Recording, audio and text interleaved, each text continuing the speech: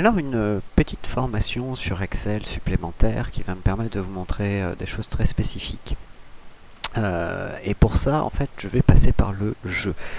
Je vais essayer de vous montrer un petit peu comment avec Excel on peut développer des petits jeux très simples et ça va nous permettre de voir un peu, ce qui m'intéresse c'est de voir un petit peu comment on peut réfléchir à des problématiques et souvent justement création de jeux permet de nous poser des problèmes qui nous permettent vraiment de comprendre un petit peu comment on se dénoue des problèmes. Donc là je vais me lancer un défi. Je vais tenter de développer dans un premier temps un puissance 4, très simple, avec la possibilité, bien entendu, dans un premier temps, on va faire simple, ça va être un puissance 4 pour jouer à 2 sur le même ordinateur, on va pas faire compliqué. Mais avec ce truc-là, c'est qu'il sera capable de détecter, on va essayer d'aller jusque-là, de détecter si une personne gagne ou pas.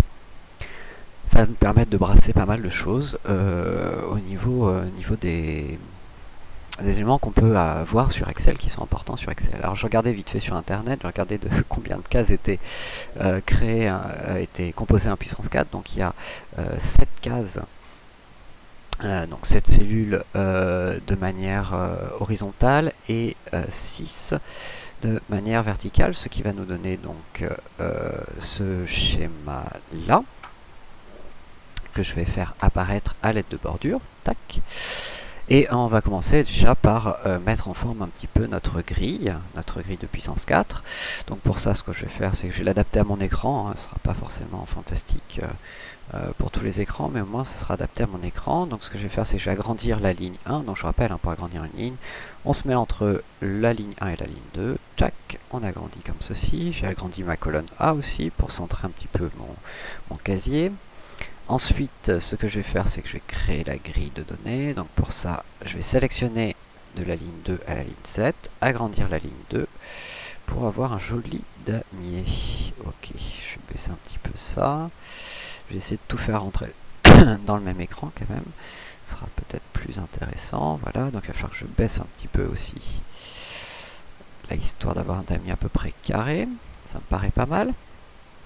Donc, je vous rappelle, pour agrandir et réduire les tailles d'une colonne ou d'une ligne de manière groupée, il suffit de sélectionner les colonnes, puis de bouger la taille de la première colonne pour que toutes les autres colonnes soient à la même taille. Pareil pour les lignes. Voilà, donc on a notre damier. Maintenant, l'idée c'est d'avoir des pions. C'est à un moment donné pouvoir cliquer quelque part, on ne sait pas où encore, et que les pions tombent petit à petit dans notre puissance 4. Donc pour ça, en fait, je vais utiliser bêtement un Windings. Donc ce que je vais faire, c'est que je vais faire insertion, déjà dans un premier temps pour savoir quel Windings utiliser. Insertion symbole.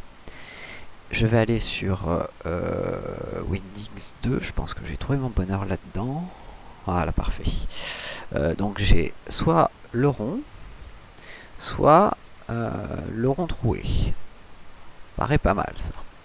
Je vais cliquer sur fermer, donc j'ai inséré mes deux symboles, un rond et un rond troué. Ces deux symboles entre parenthèses, on peut voir qu'ils n'apparaissent pas dans la barre de formule. Ça c'est pas très grave pour l'instant. On viendra les copier tout à l'heure quand on en aura besoin. Je vais me les mettre en attente ici. À savoir qu'on va augmenter ça pour que le rond tienne bien dans une cellule. Donc on va centrer tout ça. Voilà, ça me paraît pas mal.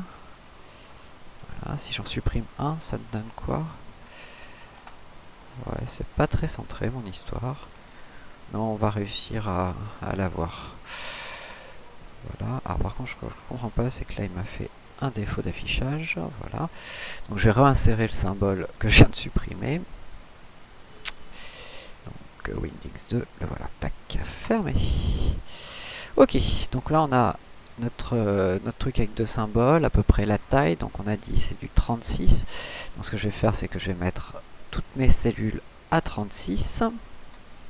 Comme cela. Donc maintenant j'aurai la possibilité de mettre deux pions. Deux possibilités de mettre voilà, des pions qui auront des valeurs, des formes différentes. Ok, donc on a notre grille et on a nos pions. On va à présent créer un petit peu l'interface de jeu. Alors l'interface de jeu, ça va être le moteur. On va le créer bien plus bas. Pour ça, je vais agrandir ici la ligne 8, histoire qu'elle soit cachée.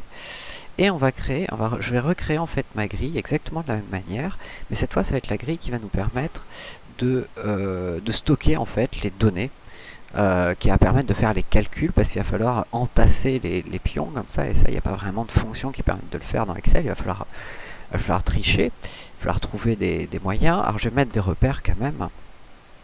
Ici, je vais même cliquer insérer une nouvelle ligne, tac, pour me faire des repères. Alors ça c'est la ligne 1, voilà, jusqu'à la ligne 7. Ici on va avoir, je vais juste mettre des numéros de ligne, qui sera plus facile après pour les repérer. Donc là d'ailleurs c'est pas ligne, mais je me suis trompé, c'est colonne 1 jusqu'à colonne 7. Voilà. Ici on va avoir quelque chose d'assez important, parce que l'idée ça va être obligatoirement, je fais tomber un pion, le pion va obligatoirement se placer sur la dernière cellule. Donc il faut qu'ici que j'ai un chiffre qui apparaisse, par exemple 1 si c'est le joueur 1 et 2 si c'est le joueur 2. Le truc c'est que je peux pas vraiment détecter, si ce n'est avec un programme, et là c'est pas l'idée, je peux pas détecter en fait quelles cellules sont vides ou pas, et comment, enfin Excel n'est pas capable de le faire. Donc ce que j'avais comme pour idée en fait, c'est tout simplement de faire un chiffre qui correspond à la ligne, c'est-à-dire par exemple le chiffre 1 ce sera tout simplement 7, 1, 2 ça veut dire joueur 1, joueur 2 ici, 1, 2, 3, 1, 2, 1, joueur 2, joueur 1, etc. etc. etc. Et comme ça recomposer la ligne par cette méthode là. Donc en fait, pour faire ça, il va falloir ici que je me fasse une ligne. Donc, je vais me rajouter une ligne spécifique. Voilà. Et dans cette ligne, on va dire que ça, c'est le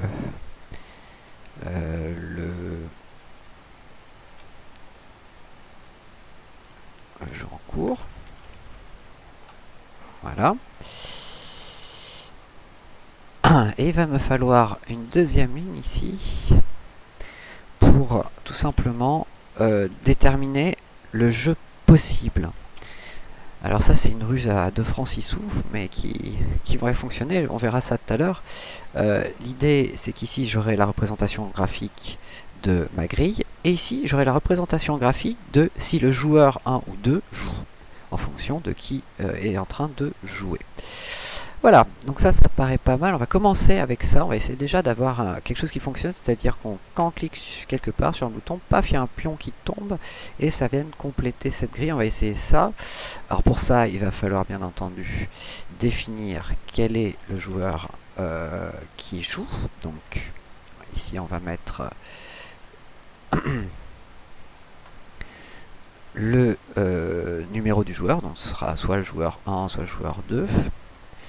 Donc ici, hop, tac.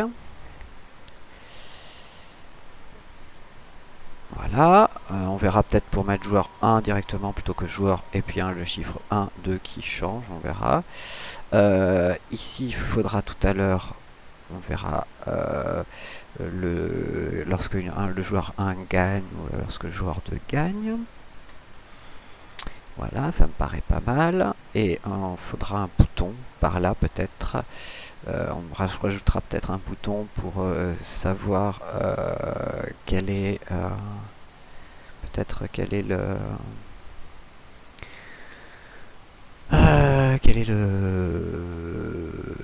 pour remettre la partie à 0 tout simplement. On va faire ça comme ça. Ok, voilà, donc là on a construit un petit peu notre interface, donc notre grille, nos deux éléments qu'on rajoutera dans des formules bien entendu, là la petite interface pour savoir qui c'est qui joue, est-ce que c'est le joueur 1 ou le joueur 2, on verra ça tout à l'heure. Il faudra peut-être un tableau supplémentaire, c'est même sûr, il va falloir un tableau supplémentaire par là ou en dessous pour décider qui c'est qui gagne. Ici, on va avoir notre élément, on va voir ça va fonctionner, on va essayer ça comme ça. Et là, ici, on rajoutera donc peut-être tout un petit tableau de statistiques pour tout à l'heure pour savoir qui c'est qui gagne ou pas. Voilà, bon, ça me semble pas mal. On va passer à la vidéo 2 pour déjà mettre les premières choses en place, c'est-à-dire comment, lorsque la grille se remplit ici, comment ici la remplir de la même manière avec des pions de couleur en fonction si c'est le joueur 1 ou joueur 2.